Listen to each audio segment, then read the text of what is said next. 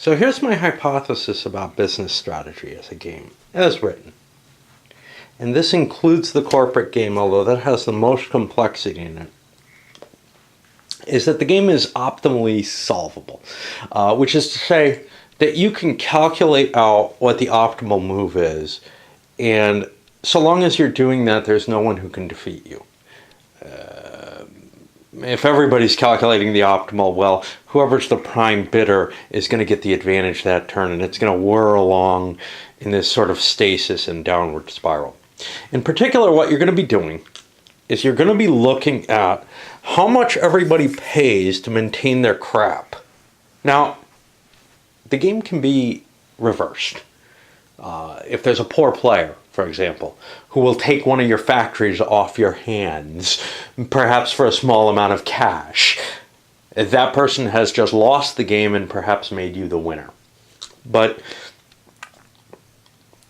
Or forced everyone to play differently now. But because you no longer have the same productive capability that they have. But here's what I'm saying.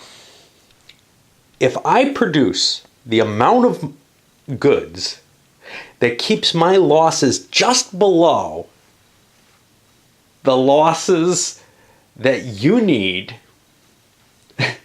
that you're going to make from your fixed costs, I'm going to win the game. Now, in practice, the actual calculation of that is something of a bitch that I don't really want to go through too much. I'm not quite sure how to test this other than by going through it. And then, well, now that I figure it out, what do the other players do? What's their strategy that would defeat that? You know, how do you prove that? And that's kind of the point is, I don't think that I can prove that, but I think that that is the flaw of this game, is that so long as I can figure out how much you're going to pay a turn, and that's easy at the beginning, right? You're going to pay $300 per unit that you've got sitting on hand at the beginning of the turn. And this is also going to be there, but I think you start with some of these. And then you're going to pay a monthly fixed expense for your factories. And shutting your factories down is a possible solution. And not producing anything. There are other trails to follow on this. Purchasing as much of the goods as possible so no one else can produce. They all shut their factories down and you can start making money. Okay. And then once they come back online, you screw them. Of course, I don't think that this can guarantee a win against 4 people who've decided they're not going to let you win doing that. And this may actually be the disproof. Because let's say I decide to run my factories at a minimal loss. And then you guys, 2 of the 3 players shut down all their factories. Now, in order to beat the one remaining guy, I have to make my losses less than his, but I'm not sure I can make mine less than the guys who have shut their factories down anymore. But if I follow their path and shut my factory down, I've opened things up to the guy who stayed in. Of course, other people could pop in and out as they like, but it does create this kind of weird dynamic. You're still in this death spiral downwards. What are the complications add? Not a lot. In particular, the advertising, well, that adds a little bit of randomness to it because now someone can actually make bids that are better deals. And then with the stock market, it adds more complication. Hey, if I can get more operating capital somehow by maybe somehow turning a profit on a year. I don't think that's possible though. I don't think that's possible if someone's going for this kill everyone. I just want to die the slowest. And we'll see how that kind of boils down as we go. That kill everyone might include buying up units of resource that no one else at prices no one's willing to pay, so they can't produce anything. And then their factories are just left sitting on the line. It might or might not include cutting their prices initially, trying to go below their prices on the sales, on the initial sales. Because the point is, if you can keep them from building the RMUs, you're going to, if you can keep them from purchasing the raw materials, you're going to prevent them from producing anything. Now, your bid on the raw materials may be so much that you're actually losing money on each unit you sell, even at the maximum price, but that's okay, as long as you're losing less than they are. That less than they are, though, has to be perhaps half the price of keeping factories open. Because remember, they can just close down their factories and pay half the maintenance cost. All right, we'll see what we can do with this. I'll deal out the starting positions and maybe we'll get some feel for it. I'm not guaranteeing. Well, I don't know how long I'm going for. I think I'm projecting like, say, 5 years, which could be a tremendously long game with me doing 4 powers at once. But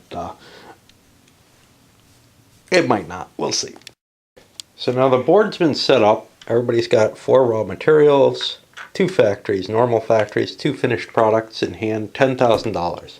And they write down their fixed expenses for the turn, which at the beginning is going to be $4,200. They don't have any chance of intervening with that. Now the next thing that happens in a turn is the advertising stage. Blue is the first player for the first turn. And I'm going to rotate counterclockwise as I always like to do it. It makes no difference really, just so that I'm consistent. Now, advertising does throw a little twist into this whole thing. Because remember, whoever bids, in terms of sales, you're going to be able to sell more if you plan your advertising in advance. My feeling is Blue's action is going to be to try to dominate the purchase market. I think that's the bottleneck. Other people may try other types of strategies here. I'm not sure what, but in particular, perhaps trying to manage sales, which might actually, because you're running close to the edge always in this game, okay? You've got $10,000, but you're spending $4,200 on the first turn, right? So now the goal here is to not lose much more than to lose less than that $4,200 by far, because if someone does nothing, they'll lose $4,200 a turn. If they shut down factories, they can cut $1,000, $500 per factory off that cost, so they can lose $3,200. So the question is my goal to lose, say, $4,100 or $3,100? What amount am I willing to take as a loss to try to stay ahead of all my competitors and survive just 1 month longer than they will? And that's what the goal here becomes. Does it involve having to make sales? Well, if it does, dominating all the RMUs, that might bankrupt me before it can take effect. And that's the danger. So green may throw some money into advertising. Of course, you can throw as much as you like in. The problem is $1,000 of advertising gets you only 1 FIU here. It gets you 1 additional FIU for everyone's consumption. But whoever spent the most on advertising, regardless, seems to be allowed to reduce that amount. So if I spend $1 on advertising, I get a bonus if no one else spends. So that becomes kind of the trick here, is how much is worth spending on advertising, and there you do throw a monkey wrench into any kind of calculation. So I think the corporate game is not calculable in the way that the basic game is. However, it seems a pretty dry thing to come down to that perhaps 1 bid that comes out. Because here's the thing, these factories, I'm going to be able to produce 2 more units for the first turn, and 2 more units in the next turn. So there's going to be a flow here. I don't think pure domination of the RMUs can work. Just beginning to look at this. What's the cost? How much can I lose a turn? Yeah. Whoever gets away with that without bankrupting themselves wins. And I don't think that I can figure that exact number and fine tune it, but I think that there is an optimal strategy, especially if you get rid of the advertising. With the advertising, it does tweak that a bit. But we're doing the advanced game, so we'll see. Total advertising was spent. That was $100 per person for blue and yellow, and $200 for red. They're not trying to get a bonus here, but between them, they might have managed it. So that ends up giving red the bonus for that minimal money. Oh, there were $50 bills. I didn't see these. Oh well, I'll pay those hundreds out. That's a fair enough bid there. Basically, with blue, they were saying, you know, if I can get it for minimum, well, I didn't realize because the bills were in the wrong order. So I'm going to pay these out. We turn this up. And my market is going to look like this. There's 4 players, so there's 12 raw materials available. They're at least $300 a unit. There'll be 4 materials available for inventory at $4,500 a unit. And here's the problem. You can't dominate this kind of market. Not 12 units. Now, in a 2-player game, maybe you could get 6 units at $300, $1,800 to stow things away to try to shut down the other guy's production capability. It's especially going to be hard when the market value for the finished units is so low. So I'm assuming actually that we're going to see bids close to the minimum here for most people, simply because they don't want 12 units. You know, they can't process 12 units at the early stage of the game. You can only process 2 units per turn. This guy though, and he's going to bankrupt himself, I'm almost sure of it, wants to go for seizing as much of the raw materials as he can. Well, that's not going to be 12 because he only has room for 10 more. And again, it's not a pure market there. You can't hold everything. So the game doesn't have quite the pureness that it should. So, you know, I am not sure that I'm going to be able to follow this kind of principled attack on the system. I'm going to end up trying to play it as a game and rolling some dice for decisions for everyone, even Blue. Blue has this decision that he wants to try to run the raw materials, yeah, but he can't pull everything in. He just doesn't have the space on his tracks to do it, and he doesn't have the throughput to do anything with it. Is this a good or a bad price? Well, we don't know. We're newcomers to the market. This is what we see as the initial demand. After a few games, you have a better idea of what are good prices and what aren't. But at this point, well, that's tough. Each player actually bought at $300. All 12 were bought. Blue took 4, green took 2, and yellow and red each took 3. I don't know if this is a great price or not. Yes, I'm going to have to pay an increase of $300 for each storage, but once you get to 8 or more, it's only $200 per. But that's a high price for holding the overage, and I think that's going to cause problems to everyone.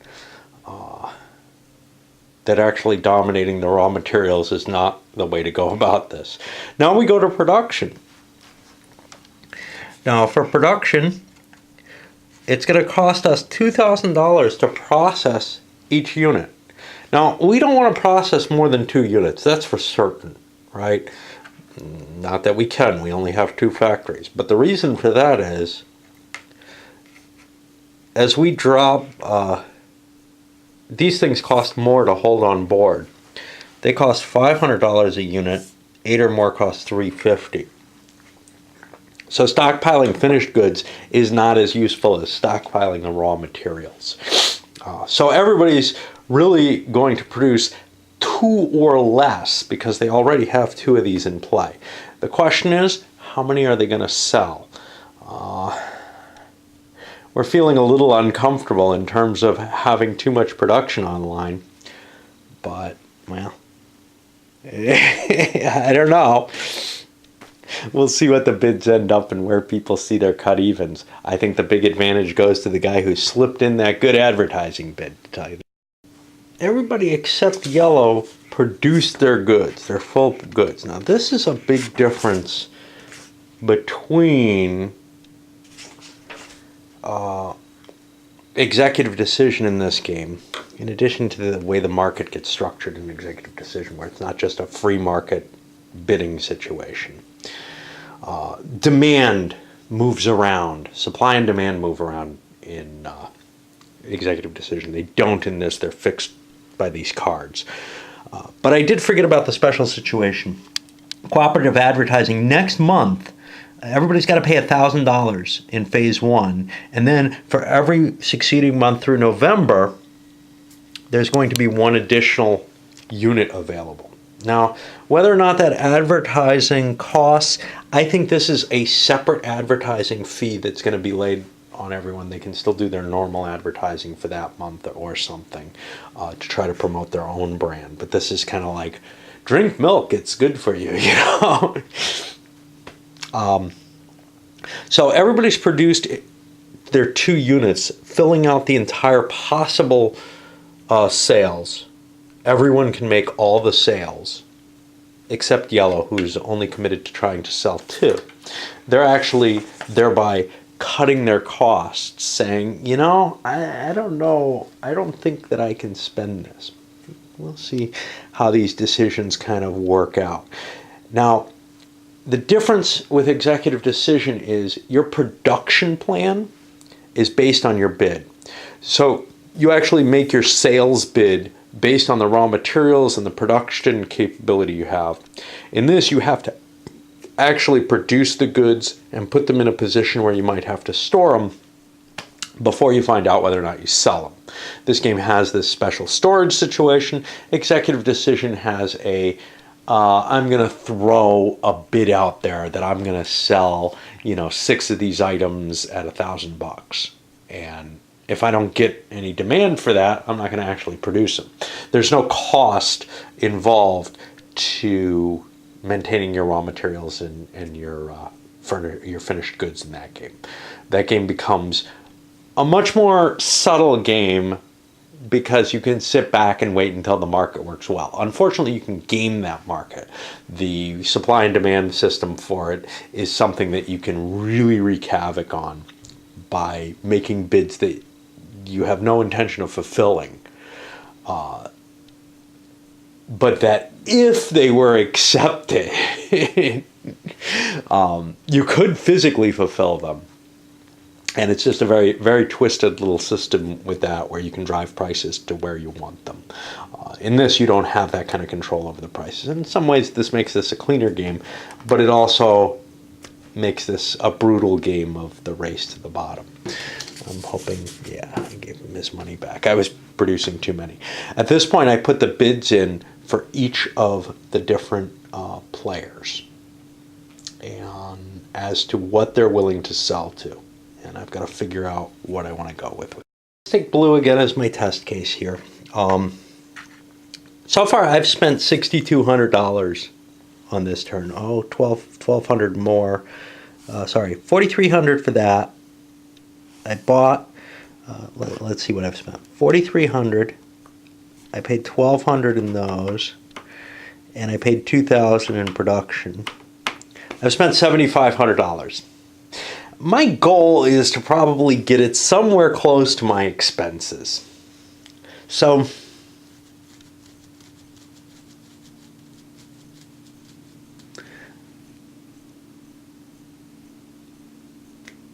if I wanted $7,500 off my 4 items, well, let me divide that by 4.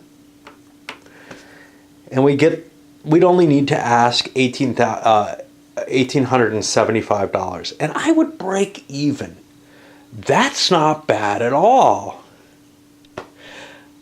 Now, the goal is not just to break even, because other people are probably aiming to make a little bit of money or break even or whatever. The goal is to undercut anyone else who's trying to lose less than you. And somewhere there's a balancing point where you will not go bankrupt very quickly. Now, if I look at this and if I can sell all 4 of my product, and I stick everybody with an additional, 4 products at $500 each, an additional $2,000 bill in their hands, well, I've gained on them. And that's pretty much what I'm looking at doing. So if everybody, see, now yellow didn't go that far. And they don't have all that many raw materials. They have a little bit less than me. So they're kind of my more frightening competitor here. And what if they sell a couple of those? What if they undercut me and manage to actually sell a couple of those? Because they've got enough product to run for a while. Well, I've got to worry about that. So I've got to come up with some number. Well, I'm going to try to sell 4 of them at $1,500. We'll see if that works. It's definitely a losing proposition, but I think it can tank other people quicker. And I'll work on each of the people and come back with what their bids are going to be. But they're all going to be lousy low. Nobody's going to try to make money on this, because if you try to make money, you will make nothing. The goal is always lose the least that you can, because you are going to be losing money if you can't operate at all. People who worked out the best bid, well, I came out to that $1,500 for green, blue, and red. Green, blue, and red, in the sense of, well, that's kind of where my thinking is. Well, $1,500 for blue would be great. If everybody else put the $1,500 bid in, I'm going to win. I'm the prime bidder, and then I get kind of a kickstart into the same chart. The problem is red can put a $1,500 bid, but it's treated as if it's a $1,200 bid because of his sale.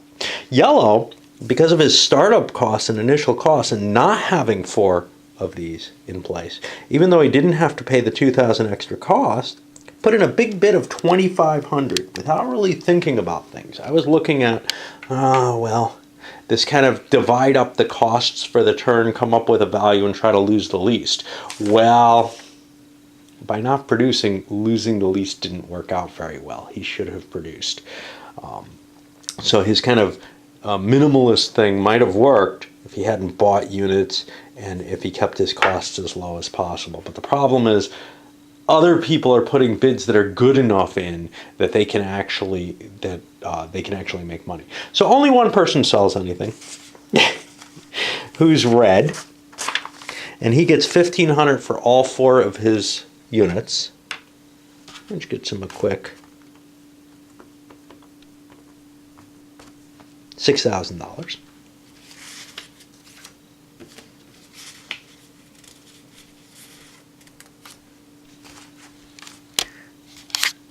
Which he's the only person who has to mark that down. Nobody has any loans at this point. Loans are an interesting option. You can get more cash. You can make your operation last a little longer.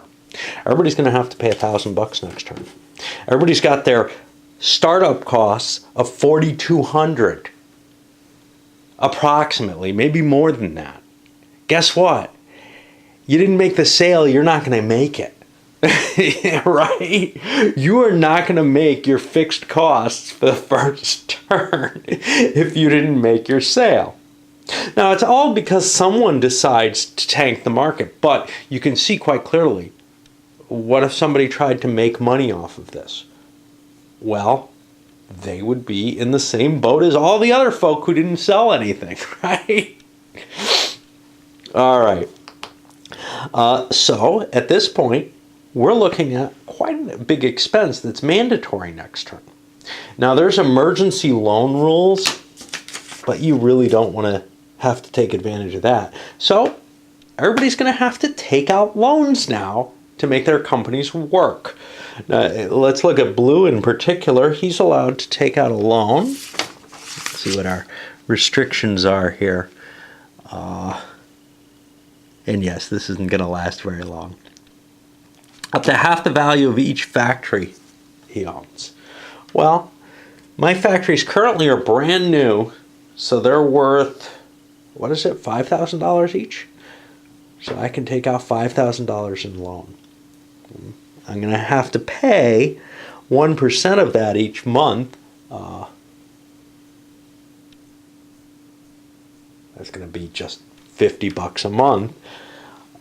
But then it takes my flexibility away. Remember, at the beginning of this turn, I had $10,000. I'm going to have less at the beginning of next turn. I'm on a death spiral here because somebody got the jump on me with that advertising money. Now, the value of the advertising money becomes immediately important. But you can see it's not the only thing. The big thing is getting your units sold. Getting any units sold puts you in better footing than the other players. Anyway, 3 of the players are going to take out loans. Red's not going to take out a loan at this point because I don't want to pay that extra premium. If I get lucky with the advertising and or bid next turn, things go a little better. But it's just going to get worse and worse, I can guarantee you, for everyone. Even whoever wins this is just going to be in such a trashed position. The next thing we come to is the capital improvement where you could buy new factories. Now, let's say you wanted the cheapest thing, buying just another new normal factory. That would cost you $2,500. Now, the current cash you have on hand says, hey, maybe you can make it through next turn without falling flat on your face. And if you manage to win the sales bid and sell 4 units, you'll make it to the next turn after that. There's just no room for it. There is no room for it. We see what kind of sales capacity there is. It's not enough to cover the number of players. Now, as the number of players begins to winnow, it is possible that things are going to start reducing. In particular, during capital improvement, you're allowed to close down your factories. Problem with closing down your factories? You have a significant stockpile of things that you need to produce. On the other hand, these factories are going to cost you a flat fee of $1,000 plus a possible production fee of $1,000. So instead of buying new factories, closing them down is a more sensible option. What do I want to do to close down factories? Who wants to? Well, people who have a lot of units probably do. These guys have 4 units on board in each case. Closing factories might make sense for them. Unfortunately, that means that they get to move less of these.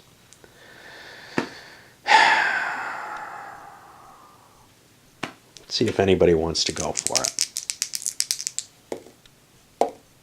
Blue is going to close down their factories. Now, there's a 3-month lag time on this, but they're going to close down both their factories or just one. Now, they'll just close down one of their factories, and I'm going to need a little marker. I don't know what to use. Maybe a die, to indicate that one factory is now closed. That means next turn, instead of paying $1,000 for keeping the factory as a fixed expense, it's only $500. I wish I could just abandon it. I wish I could abandon all my goods and just keep my cash on hand, because that would create a minimum point where everybody else would have to fight. That's why I say if you can sell off any of your goods at the beginning of the game, you've just created a different kind of dynamic to the game. That purchase of excess resources that a lot of people made, the costs are actually fairly high here. So for example, blue owed $5,300 in fixed costs, even with that shutdown, right? 900, 2,900, 3,900. That I didn't add that right. I don't know. There must have been a weird multiplier because I used the calculator.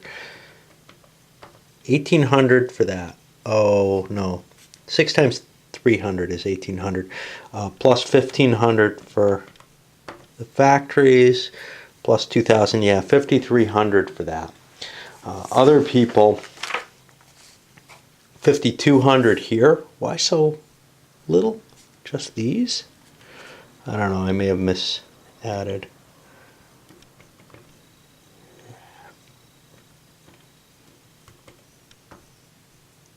$2,000 for the factories and $2,000 for that. 5,200 for that. I paid that out. Only 5,100 for yellow, who's running things kind of, you know, a little doinky. But red, with no finished products left, gets away with only 3,500. Now, everybody's got to pay $1,000 base advertising to get this special ability that we're going to boost the number of materials. And then they also get to throw a regular advertising bid in. Painful. Okay, in terms of advertising, well, blue threw in $1,200. So we're at 200 in advertising. Green, even though they had the advantage this turn with the leader, well, they only threw in 1,000, figuring to produce my 2 units, I need it all. And there may be extra units. Yellow also chose not to do anything more than 1,000, whereas red threw in 1,400, giving them the advertising bonus again. We're only at $600 advertising, so we don't get an additional bonus. And now we get a card with no special event on it this time, luckily.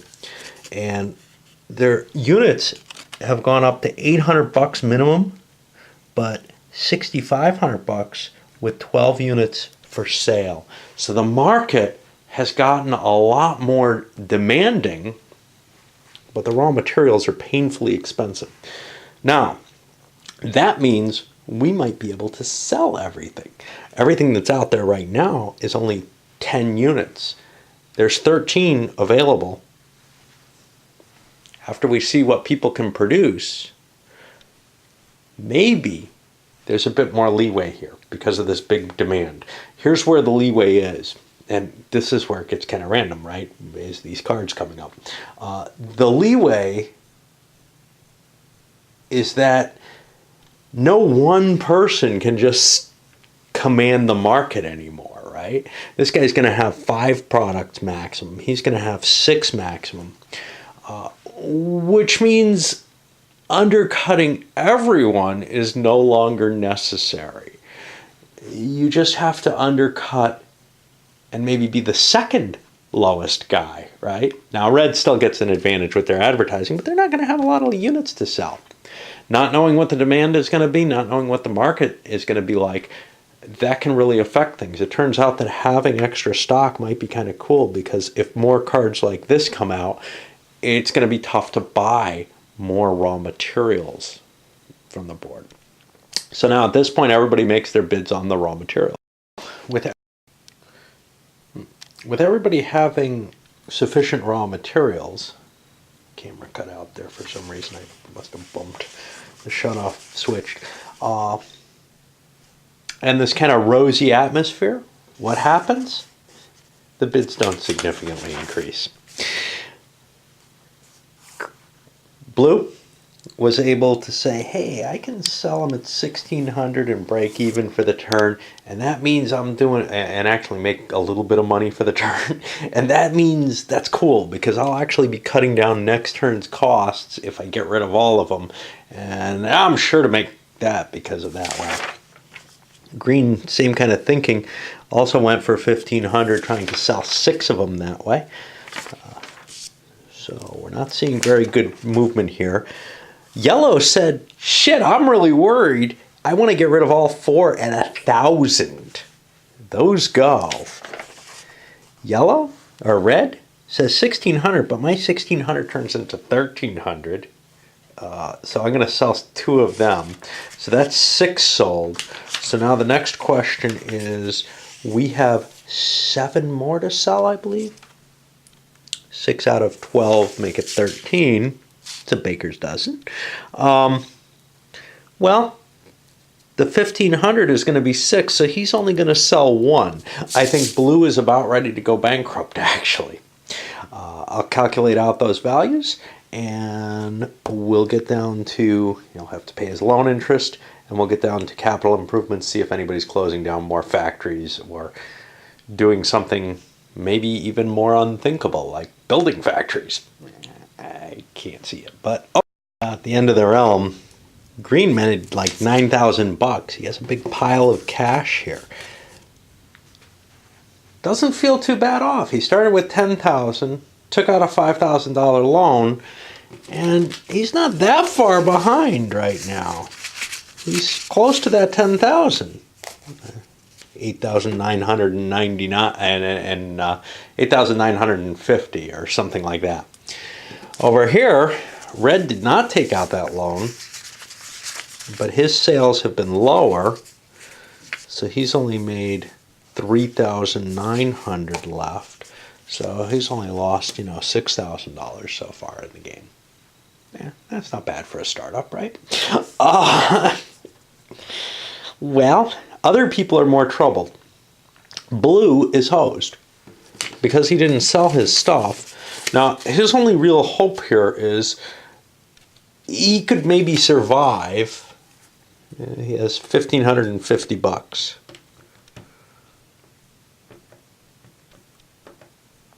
He could survive, well, till the beginning of next year if someone would take everything off his hands. But he doesn't have enough money to even pay for the closed factory, much less any of, the other stuff. So, unless he can convince somebody to take that closed factory that's going to cost $2,500 a turn, in addition to probably all his other crap, because he can't afford anything. He can't take out more loans. He's useless. And, what if you did sell everything off? Well, that wouldn't be bad. Hey, I'm the control at this point, but that's not going to happen. So he's going bankrupt next turn, and he's not going to get rid of his goods. For example, someone might find some value to these. He's just not going to play that game. Sort of an element of king making to that. Now you could put them up for auction or something fairer, but that's not going to be of any use. And I'll put this over here. This one I want to keep up because it has a special effect. Obviously, nobody's going to spend money on more factories. That just increases your costs, and you really don't know how good the demand's going to be. There are people, though, who largely have cleared their demands. Maybe.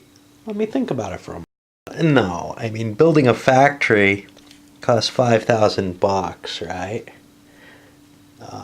Actually, no, he does have enough. Ooh, he might be willing to trade off stuff here.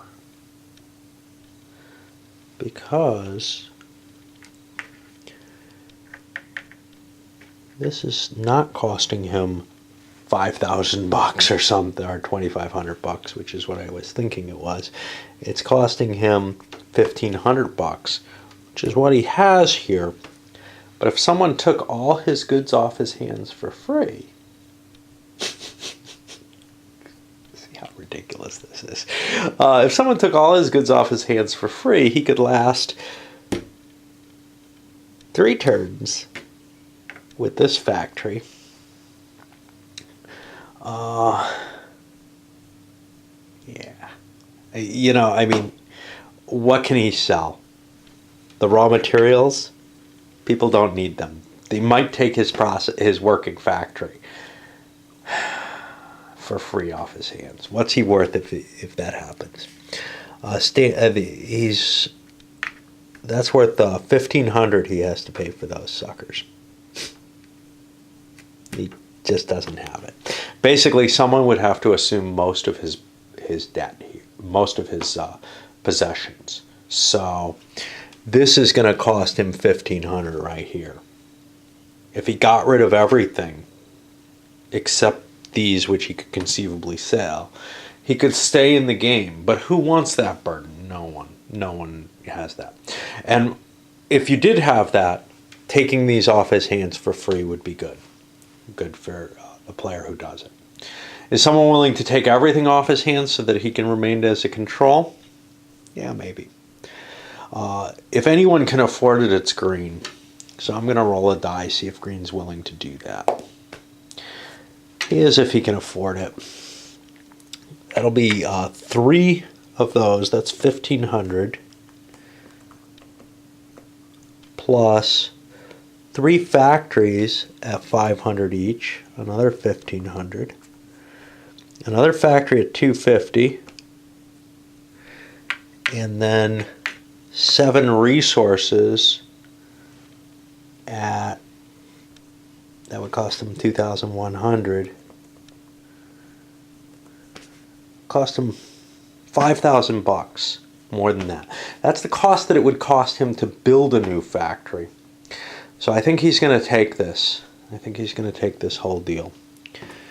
He is going to take on everything that Blue owns for no money. He's just going to take it all over and let Blue try to last as long as he can to maybe come in second. Sure.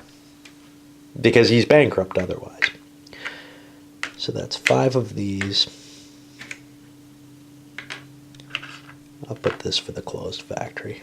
And 3 resources. Nobody has the cash to do this really, other than him, because he made that big purchase. So now he's actually become a bigger power. And what has Blue done? Blue has probably gained second place in the game by having nothing. Because it's whoever, everybody else, he poses no threat and there's nothing you can do to him. He's going to have a $50 a turn payment that he has to pay until next year, January, when he has to pay $5,000 that he doesn't have. He's useless, but he may be the second to last person to go under because of that. And like I said, it provides a control. It's inconceivable that his money will be worth anything to anyone. Like, no one's going to sell him a product. Well, who knows? Someone might dump, say, look, I've got too much production or something. It's conceivable, but I think it's impossible that he's going to be able to take on any additional role in this game except to sit there and pay $50 a turn until he runs out of money. Well, until his $5,000 becomes due. All right, so we move on to month 3, which is March, and yellow's going to have the advantage there, and green's going to have to pay a whole bunch of money for this. But the opportunity seemed a fair one. All right, let's send this